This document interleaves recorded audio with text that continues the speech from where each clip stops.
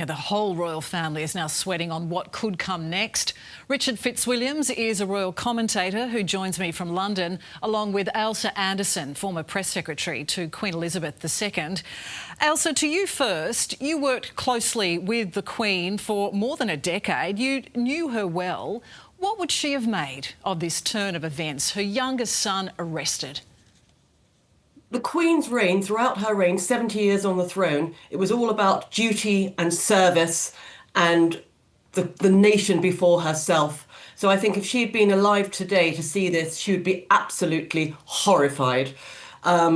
It's a disgrace that's happened. It's a blight on the monarchy, and it overshadows the most extraordinary work that the royal family and the King and Queen do. And even yesterday, we saw the King opening London Fashion Week to champion the retail industry in the United Kingdom. And the whole event was overshadowed about the arrest of his younger brother. Journalists shouting out questions, and everything else was just completely ignored. And I think the Queen, who, as I said, is all about duty and service, would be absolutely horrified about these chain of events. And this is the thing, the King has tried to keep it business as usual, as you say, attending Fashion Week. Even Princess Anne visited a prison, can you believe it? But can the royal family really escape this unscathed? Well, it is about one individual. It's not about the monarchy. It's not about the King and Queen. I think the King acted absolutely decisively last year by stripping the titles away from the former Prince Andrew and basically evicting him from his 30-bedroom mansion on the Windsor estate and exiling him to a cottage in Norfolk. And even yesterday, he issued a statement under 2 hours after the first statement by the police. That's pretty quick in sort of royal family standards. And he said categorically, the law must take its course. So again, acting really, really swiftly on this. And we've heard that Virginia Giuffre's family actually praising the King for his actions. So I think the King really has acted incredibly decisively. There are countless stories, though, of Andrew's behaviour over the years. Do you believe that the Queen was really unaware of the extent of his indiscretions? I do.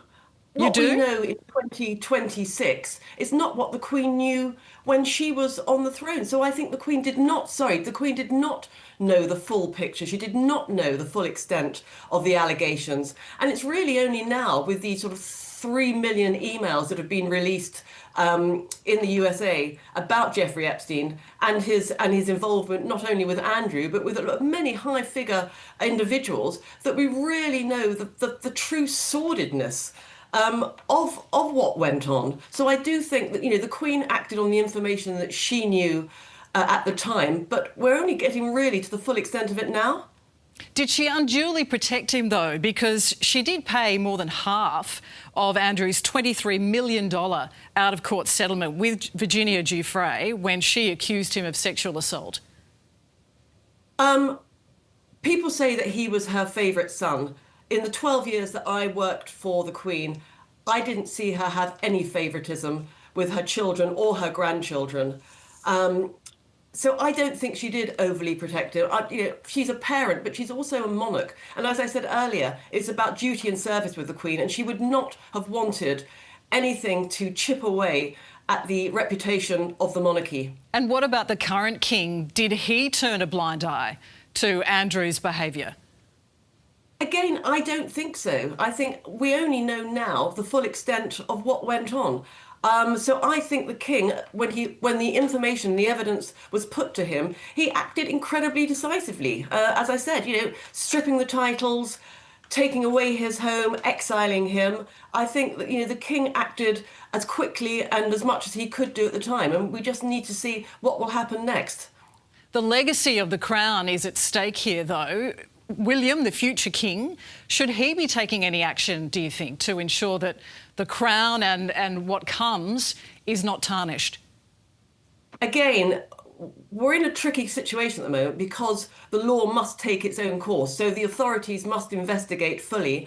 And as the King and Buckingham Palace have said, they will act completely, fully with the authorities and help them and assist them as much as they can. I think the best thing that the royal family and the King and Queen do at the moment is carry on and doing the amazing work that they do by shining a light on those charities and organisations that don't normally get into the limelight. And just finally, are you confident that the Queen's legacy is not going to be rewritten as a result of this? I think, history is a wonderful thing. I hope people recognise the extraordinary legacy that the late Queen left. On a personal level, I'm still incredibly honoured and privileged to have worked for her for almost 13 years. And I hope people will recognise the work she did do and the duty she did and how she served us as a nation. All right, Richard, I want to bring you in now. Only one other member of this royal family has ever been arrested, and that was Charles I almost 400 years ago. He was beheaded. How seismic is this?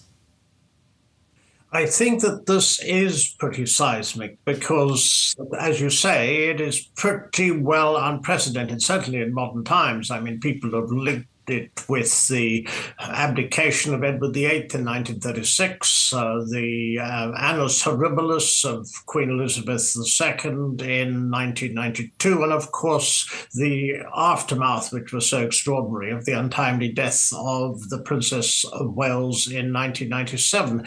There's been nothing quite like this, and it's been building up for a period of years. And what's the reaction been from the British public?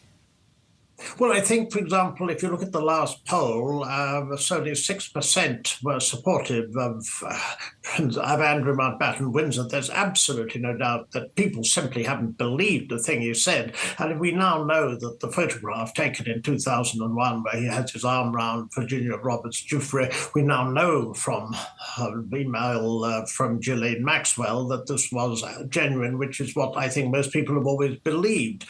The problem is that there seems to be an absolute mountain of sleaze linked to the York family.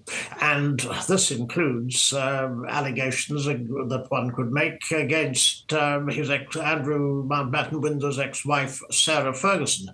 All of this is being looked into by several police forces. What we've got at the moment is, of course, misconduct in public office whilst he was trade envoy from 2001 for 10 years, and that he fed Epstein, the deceased paedophile, with information that was confidential. Do you think, though, do you think that justice is being served here, though? Because Andrew is accused of associating with paedophile Jeffrey Epstein and with trafficking women for sex, but he's being accused here, arrested on suspicion of misconduct in public office. It's a bit like getting Al Capone on tax fraud. There has been this link that I've heard. Yes, the problem for Andrew Mountbatten Windsor, the problems will be we've got the initial charge of misconduct in public office, and that may well be followed, because several police forces are looking into this, by other charges. Now, that might include Prime Minister Gordon Brown, for example, has spoken about alleged trafficking by Epstein of women into Britain. And there may well be other charges, allegations of corruption in other ways and so forth. But this will be a matter the police will be examining for some months or weeks, I presume, and then it will go to, if it is considered likely to go to trial, to the Crown Prosecution Service. If this does end up in a trial, it will be an international cause célèbre. And I do agree with Elsa about the work the monarchy does, and keeping calm and carrying on and doing their best under the current circumstances. Remember that the monarchy is still extremely popular. The last polls are nearly 60%. The Conservative and Labour parties, which are the main political parties, have only got a third of that. So let us see what happens. Well, it's certainly a dramatic turn of events, and we'll be watching it all very, very closely. Richard and Elsa, we thank you very much. Thank you.